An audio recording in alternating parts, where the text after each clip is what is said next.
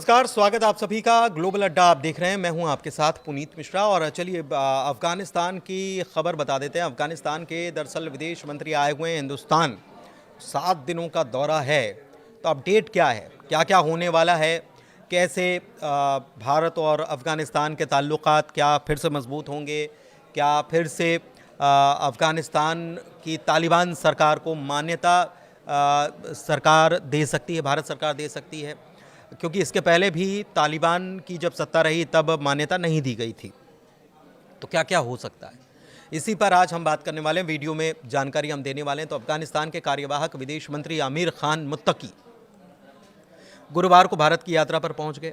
9 से 16 अक्टूबर तक भारत का दौरा वो करने वाले हैं और इस दौरान इस यात्रा को तालिबान सरकार के साथ संबंधों को रीसेट करने के तौर पर देखा जा रहा है। मुत्तकी का ये दौरा दोनों देशों के बीच लंबे समय से जमे बर्फ को पिघलाने और व्यापार, विकास और सुरक्षा सहयोग पर एक नई दिशा तय करने के लिहाज से अहम माना जा रहा है।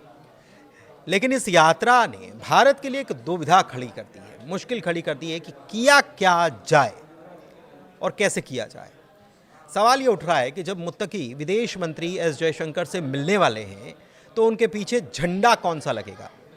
ये सवाल समस्या इसलिए है क्योंकि भारत ने अभी भी तालिबान सरकार को आधिकारिक तौर पर कोई मान्यता नहीं दी है और यही वजह है कि तालिबान को अफगान दूतावास के ऊपर अपना झंडा फहराने की इजाज़त भी नहीं है। अफगान दूतावास पर आज भी पूर्व राष्ट्रपति अशरफ गनी की सरकार यानी कि इस्लामिक रिपब्लिक ऑफ अफगानिस्तान का झंडा फहराया जाता है। और ऐसे में सवाल ये है कि जब तालिबान के विदेश मंत्री भारत के विदेश मंत्री से ऑफिशियल मीटिंग करेंगे, आधिकारिक रूप से मिलेंगे, तो उनके पीछे कौन सा झंडा लगेगा। क्या तालिबान का झंडा होगा या फिर पुरानी सरकार का झंडा होगा। अगर पुरानी सरकार का होगा तो क्या इसे माना जाएगा। क्या विदेश मंत्री तालिबान के जो हैं वो इसके ऊपर आपत्ति नहीं जताएंगे क्या। और पुराना झंडा कैसे लग सकता है, नया झंडा क्योंकि मान्यता नहीं दी है तो नया झंडा कैसे लगाया जाएगा। तो सवाल ये है और इस सवाल के पीछे अब क्या हो सकता है, इसको लेकर तरह तरह के कयास लगाए जा रहे हैं। दरअसल नियम क्या है ये समझ लीजिए। एक राजनयिक परंपरा ये कहती है कि जब भी किसी देश का मंत्री किसी दूसरे देश में जाता है और अपने समकक्ष इक्विवेलेंट से मिलता है तो दोनों देशों के झंडे पीछे या टेबल पर रखे जाते हैं, लगाए जाते हैं। इस बार स्थिति मुश्किल आ गई है क्योंकि भारत तालिबान को मान्यता नहीं देता है, लेकिन फिर भी मुत्तकी विदेश मंत्री के रूप में मुलाकात करने वाले हैं, ऑफिशियल टूर है। और सूत्रों के हवाले से एक रिपोर्ट आई है जिसमें यह लिखा गया है कि अधिकारी इस बात पर मंथन कर रहे हैं कि कैसे बैलेंस किया जाए। पहले भी हालांकि ऐसा नहीं है कि मुलाकातें नहीं हुई, मुत्तकी और भारतीय अधिकारियों की मुलाकात तो पहले भी हो चुकी हैं, विदेशों में हुई हैं। मुलाकातें काबुल, दुबई में होती रही हैं और जब काबुल में मीटिंग हुई तो पीछे सिर्फ तालिबान का झंडा उस वक्त लगा था क्योंकि बाहर की बात थी। जनवरी में दुबई में बैठक के दौरान न भारतीय झंडा लगा और न ही तालिबान का झंडा लगाया गया। लेकिन इस बार मुलाकात दिल्ली में होने वाली है तो मामला बिल्कुल संवेदनशील होना लाजमी सी बात है।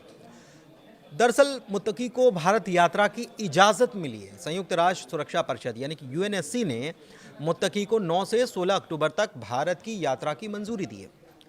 यूएनएससी रिजोल्यूशन 1988 के तहत प्रतिबंधित व्यक्तियों की सूची में मुत्तकी आते हैं और इसीलिए उनको यात्रा की अनुमति खास तौर पर दी गई है। पहले ये सितंबर में यात्रा थी और तब मंजूरी नहीं मिल पाई। अब मुत्तकी की ये यात्रा ऐसे वक्त में हो रही है जब भारत ने हाल ही में मॉस्को फॉर्मेट कंसल्टेशन में हिस्सा लिया, मॉस्को में हुआ, जिसमें पाकिस्तान, रूस, चीन और तालिबान शामिल थे। और इस बैठक में सभी मुल्कों ने अमेरिका के ओर से बगराम एयरबेस पर फिर से नियंत्रण या कब्जा पाने की कोशिशों का पुरजोर विरोध किया और कहा कि किसी भी देश का अफगानिस्तान में सैन्य ढांचा बनाना क्षेत्रीय शांति के लिए खतरनाक है। तालिबानी सरकार के विदेश मंत्री का ये दौरा इसीलिए भी अहम माना जा रहा है क्योंकि आज तक भारत और तालिबान सरकार के बीच कोई औपचारिक राजनीतिक दौरा हुआ ही नहीं। 1996 से 2001 के पहले तालिबान शासनकाल था, मौजूदा दौर, दोनों में ही भारत ने तालिबान सरकार को औपचारिक मान्यता नहीं दी थी।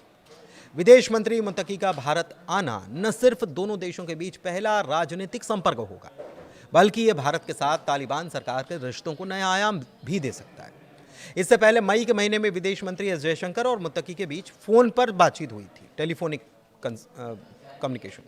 और 1999 और 2000 के बाद ये पहली बार टेलीफोनिक बातचीत हुई थी, जब वाजपेयी सरकार में विदेश मंत्री थे जसवंत सिंह और कंधार विमान अपहरण कांड की बात बता रहे हैं। इस दौरान तालिबान के तत्कालीन विदेश मंत्री जो थे वकील अहमद मुत्तवक्किल, इनसे इनकी बातचीत हुई थी।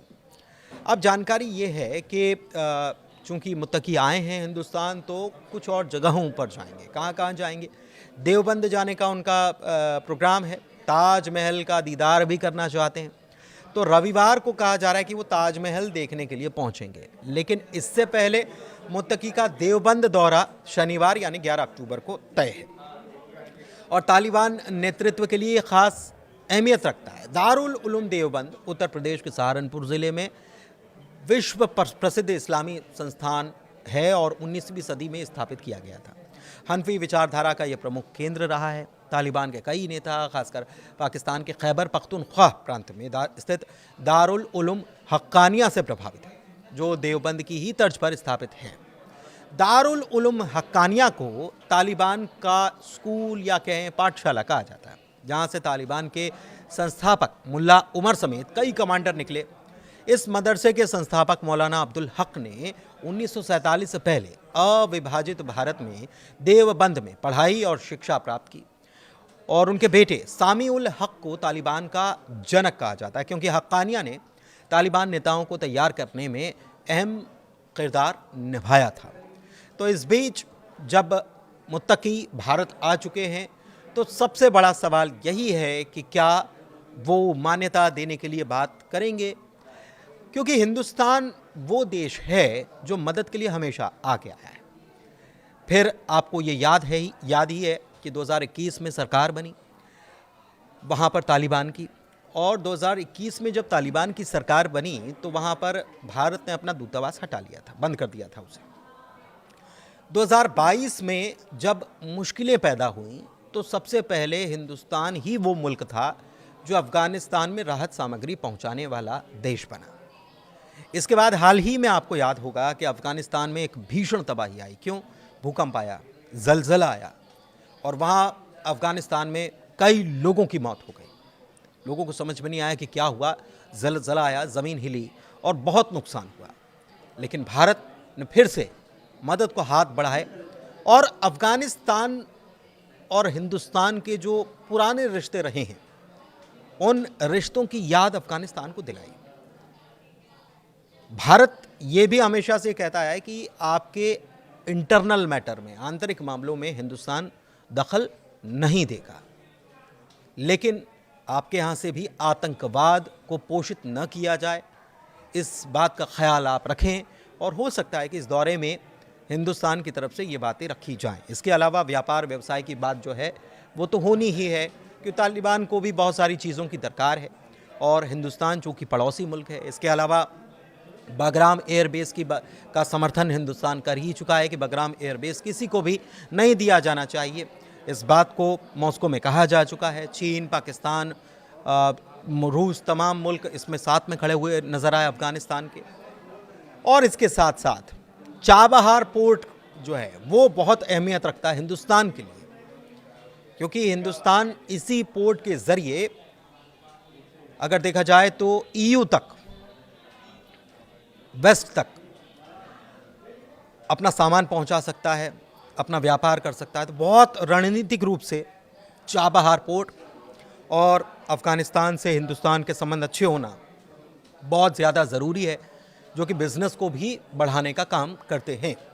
तो देखना होगा कि ये दौरे में क्या कुछ निकलकर सामने आता है, लेकिन अभी तक की जो जानकारियां हैं वो हमने आपको अपडेट करके पहुंचाई हैं। फ़िलहाल इस वीडियो में इतना ही। बहुत शुक्रिया।